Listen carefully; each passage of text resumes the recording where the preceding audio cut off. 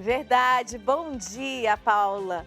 E bom dia a você que está sintonizado aqui na Canção Nova. Estou chegando ao vivo aqui da capital paulista e já te mostro imagens aqui de como está o dia em São Paulo. O sol apareceu muito pouco, né? O dia vai ficar nublado. A gente vai ter uma máxima aqui que não vai passar dos 20 graus.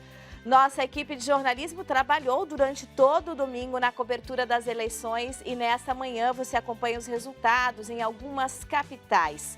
Outubro começou, é mês de Nossa Senhora, mês do Rosário, mês das missões. Aqui você fica bem informado e sabe das principais atividades do Papa Francisco. Seguimos para o intervalo com imagens de Brasília, na capital federal, sol com algumas nuvens e pode chover. Os termômetros variam entre 19 e 29 graus.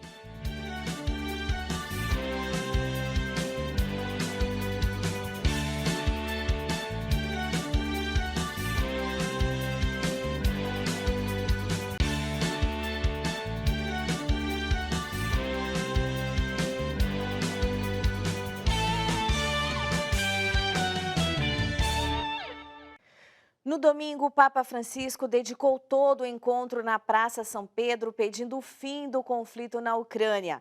A região viu uma escalada de tensão nos últimos dias. As informações com nossa correspondente Joyce Mesquita. Bom dia, Joyce. Bom dia, Adelita. Bom dia a você que nos acompanha. Esta não foi a primeira vez que Francisco dedicou todo o momento antes do Ângelus para fazer um apelo forte contra a guerra. Em 2013, também exortou sobre os conflitos na Síria. O Santo Padre disse viver momentos de aflição nestes últimos meses e que é angustiante ver que todo mundo esteja aprendendo a geografia da Ucrânia através de nomes como Bucha, Mariupol e tantos outros que se tornaram lugares de sofrimento e medo indescritíveis. Francisco declarou que é um absurdo o fato de toda a humanidade se deparar mais uma vez com a ameaça atômica e questionou quanto sangue ainda tem que correr para entendermos que a guerra nunca é solução, mas apenas destruição. Quanto sangue deve ancora scorrere perché capiamo che la guerra non è mai una soluzione, ma solo una distruzione? E dirigiu um forte apelo ao presidente da Rússia, pedindo que pare também por amor ao seu povo. Ao presidente da Ucrânia, para que esteja aberto a propostas sérias de paz. E, por fim, exortou a todos os líderes políticos das nações a fazerem tudo o que estiver ao seu alcance para acabar com a guerra. E os exortou. Todas as ferramentas diplomáticas devem ser usadas, mesmo aquelas que não foram usadas até agora. A própria guerra é um erro, é um horror. La guerra in se stessa è un errore e un orrore. No final do discurso, o Papa Francisco manifestou solidariedade para com a população afetada pela passagem do furacão em Cuba e na Flórida. E também rezou pela Indonésia. No país, mais de 170 pessoas perderam a vida e outras 120 ficaram feridas nos confrontos que eclodiram após uma partida de futebol em Malang. De Roma, Joyce Mesquita para o Canção Nova Notícias, edição da manhã. Obrigada, Joyce. Começa hoje a novena e festa da Padroeira do Brasil. De Aparecida, a Elaine Santos tem as informações. A novena deste ano tem como tema Com Maria caminhar juntos para construir uma igreja missionária. E sobre esse assunto eu vou conversar com o padre Diego Antônio, que é prefeito de igreja aqui do Santuário Nacional. Padre, como esse tema será trabalhado ao longo da novena? Este tema é uma resposta, da Igreja do Brasil para a convocação do Papa Francisco a viver este espírito de sinodalidade, de missão, recordando também a nossa vocação batismal. Somos todos peregrinos, somos todos missionários nesta construção de uma igreja mais participativa, uma igreja em comunhão e em participação de todos os fiéis, leigos, leigas, religiosos, religiosas, para que o reino de Deus aconteça entre nós. E para quem está em casa, como viver esse tempo, construir também essa igreja missionária? Vivenciando justamente esta nossa vocação batismal. É um primeiro aspecto. E é Maria que é a nossa grande companheira, nossa grande motivação, inspiração para viver bem o nosso batismo. ela também se tornou peregrina, ela se tornou discípula de Jesus. E Maria nos ensina o melhor modo e o modo mais perfeito para viver este espírito missionário. Então Maria é este segundo ensinamento para nós. E o terceiro, nós viemos ao santuário para rezar e dele também nós saímos para evangelizar. A missão continua. É necessário sair de nossas próprias estruturas para que o reino de Deus aconteça lá na nossa casa, na nossa família, no nosso trabalho, na nossa comunidade, na paróquia, na diocese, onde quer que nós estejamos. Muito obrigada, padre, pela entrevista. E a gente lembra que a novena que começa hoje, ela vai até o dia 11 de outubro e acontece em 2 horários, às 3 da tarde e a solene às 7 da noite. De Aparecida, Elaine Santos para o Canção Nova Notícias, edição da manhã. E pela primeira vez, o Terço dos Homens vai acontecer em âmbito mundial. A iniciativa de oração no mês do Rosário está marcada para o dia 8 de outubro. Bom dia para você e a todos que acompanham as notícias neste momento. A expectativa é mobilizar homens dos 5 continentes. Alguns países planejam 24 horas de oração. No continente americano, alguns países confirmaram participação, como Paraguai, Colômbia, Venezuela, Chile, Peru, República Dominicana, Costa Rica, Argentina, Estados Unidos, Uruguai, México, El Salvador e Canadá. Na Europa, os católicos da Itália, República Tcheca, Irlanda, Polônia, Holanda, Croácia, Espanha, Luxemburgo e França. Na África, grupos da Zâmbia estão se organizando. Da Ásia, o Líbano, Malásia e Índia estarão presentes e na Oceania, a Austrália. O objetivo dos organizadores com o Terço dos Homens é apresentar a masculinidade segundo o exemplo de São José e dando prova pública de que o verdadeiro homem é o homem de virtude, aquele que assume sua responsabilidade e liderança dentro do plano de Deus. Alguns vocacionados e consagrados da comunidade Canção Nova aqui no Paraguai também confirmaram presença. Uma verdadeira alegria poder ser parte do movimento que Deus está fazendo. Uma verdadeira alegria participar do movimento que Deus está fazendo em âmbito mundial. Agradecer a Deus pelo que está fazendo na vida de cada homem que é fiel à oração do Rosário internacionalmente e com 5 continentes se unindo para rezar neste mês de outubro, mês consagrado ao Rosário, é um dia especial, trará muitas graças ao mundo inteiro. Por isso, encorajo aqueles que estão rezando o Rosário, homens que estão sendo fiéis e perseverantes, para que possam continuar e assim serem testemunhos para outros homens e alcançar a graça. E assim ser testemunhos para outros homens possam alcançar essa graça. Aqui no Paraguai, o momento de oração será na capital de Assunção às 3 da tarde. O Rosário dos Homens é uma iniciativa que nasceu na Polônia e Irlanda e vem se espalhando também em muitos países da América Latina. De Assunção, no Paraguai, Luz Torres para o Canção Nova Notícias, edição da manhã. Muito obrigada, Luz. A seguir um balanço das eleições, agora saímos com imagens de Aracaju, na capital sergipana, sol entre nuvens e sem chuva. Os termômetros não passam dos 30 graus.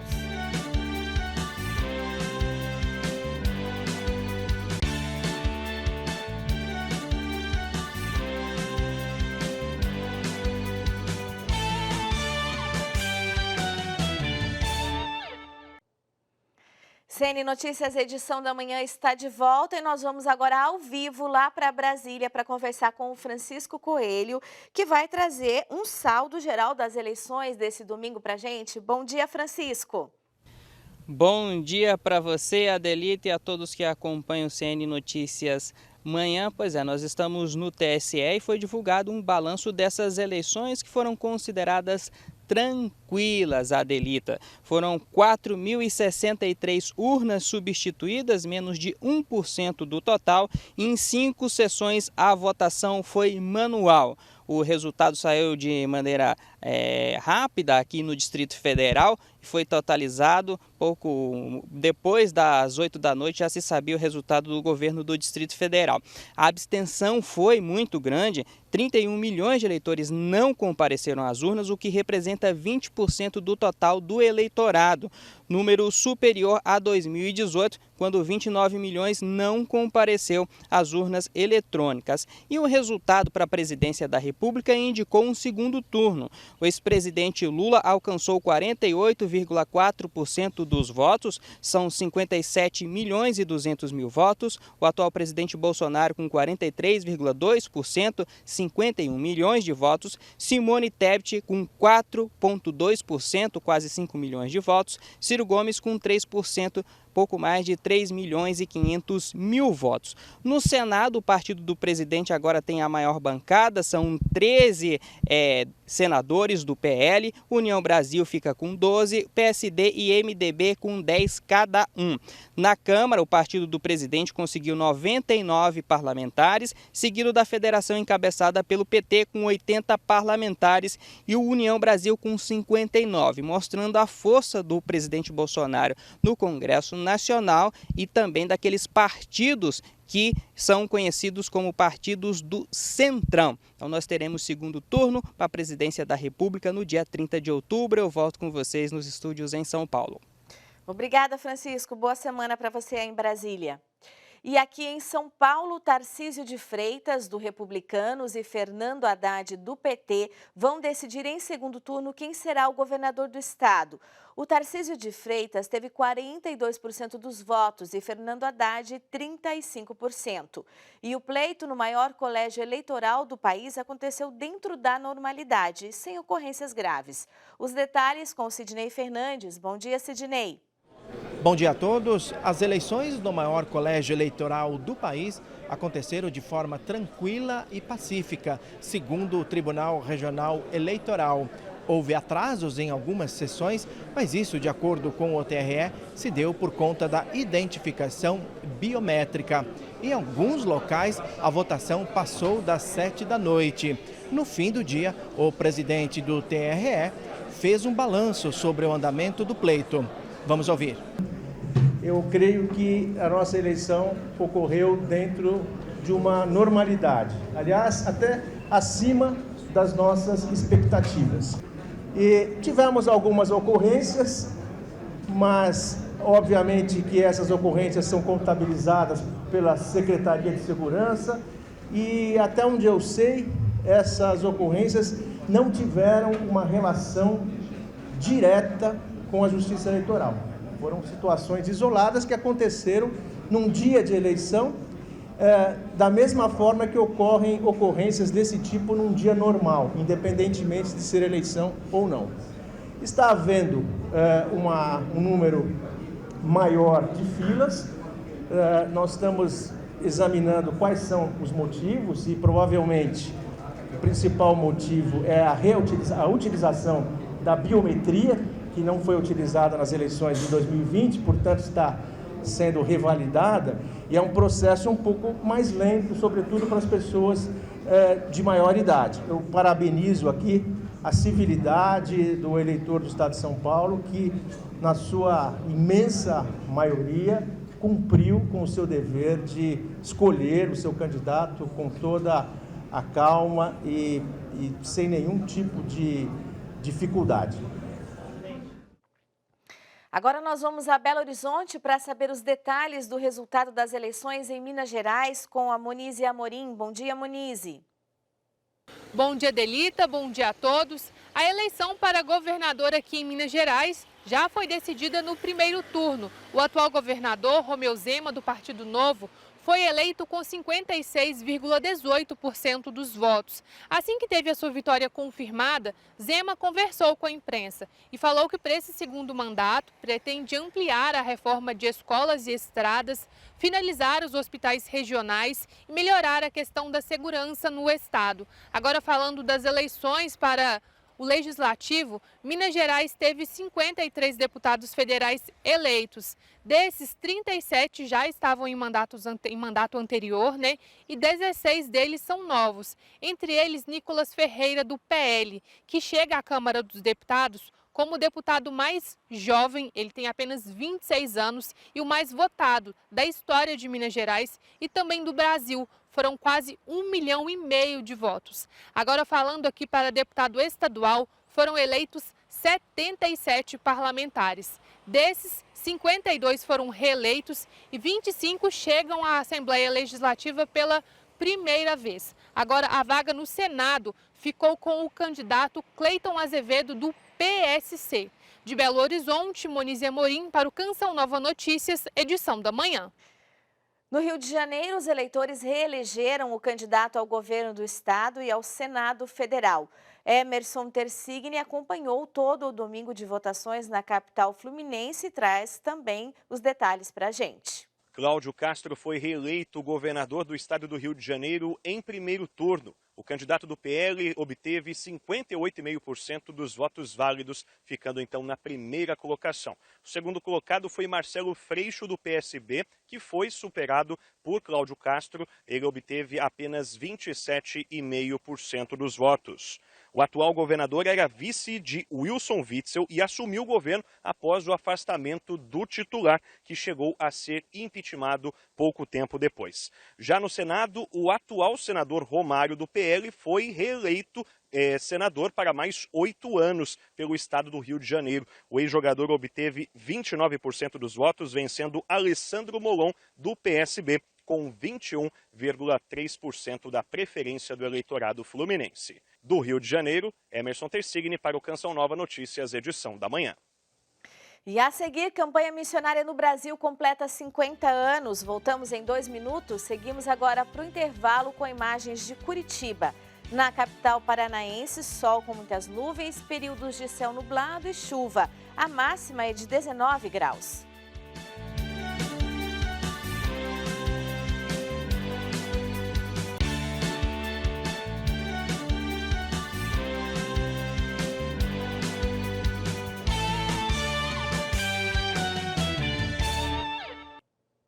Olá, estamos de volta e agora para falar sobre o tempo. Os temporais continuam na região sudeste. Vamos conferir como fica o tempo nesse início de semana. Chove no Paraná, principalmente no extremo norte do estado e no leste de Santa Catarina. O restante da região sul segue com sol, alguns períodos de nebulosidade, mas sem chuva. No sudeste, tem chuva forte com risco de temporais em São Paulo e no Rio de Janeiro. Em Minas Gerais e no Espírito Santo, o sol aparece, mas chove forte à tarde. No centro-oeste, tempo abafado nos 3 estados. Temporais no sul de Goiás e de Mato Grosso. Em Mato Grosso do Sul, chove à tarde com risco de raios e rajadas de vento. Chove bastante também na região norte, principalmente em Roraima, norte de Rondônia, Acre e no sul do Amazonas. Na metade leste do Pará, sol e tempo seco. Para o Nordeste, tem chuva isolada do litoral do Rio Grande do Norte até o litoral de Alagoas.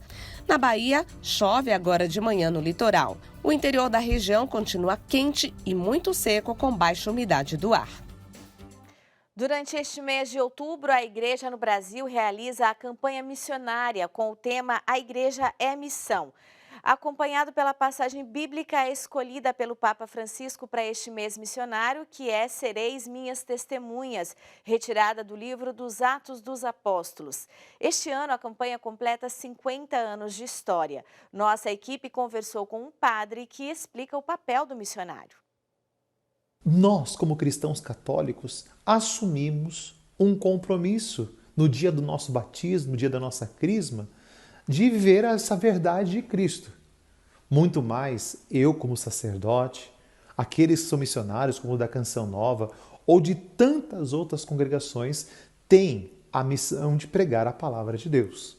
Agora, todos têm a missão de ser missionário? Claro que tem. Você, papai, você, mamãe, tem essa função, essa missão de ensinar seus filhos a fé cristã, as verdades do Evangelho, de dizer o que é certo, o que é errado, na moral, na afetividade, na sexualidade, em todas as áreas. Portanto, ser missionário não é só aquele que atravessa rios, mares, de avião, de trem, de navio, para pregar em outros países, em outros estados. Mas ser missionário, hoje, também é o grande desafio de vivê-lo dentro da nossa casa. Hoje, ser missionário como padre, como alguém que é consagrado a Deus numa vida de comunidade, numa vida religiosa, não é uma coisa fácil. mas muito mais para um pai e para uma mãe que tem que educar seus filhos, sendo que eles passam boa parte do seu dia numa escola e às vezes são catequizados de uma forma errada. E quando chega em casa, o pai e a mãe têm que ensinar o que é certo. Portanto, os desafios são grandes, mas nós temos um Deus, nós temos a Virgem Maria que nos ajuda nesses grandes desafios.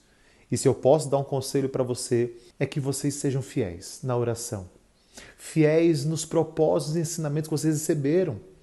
Portanto, Deus vai nos ajudar, Deus vai nos direcionar, dando sabedoria, inteligência e discernimento de como levar esse Cristo, de como levar essa verdade viva para o coração das pessoas. Com essa bela mensagem, nós encerramos por aqui. Hoje terminamos com imagens de Maceió, em Alagoas. Um ótimo início de semana para você e até amanhã.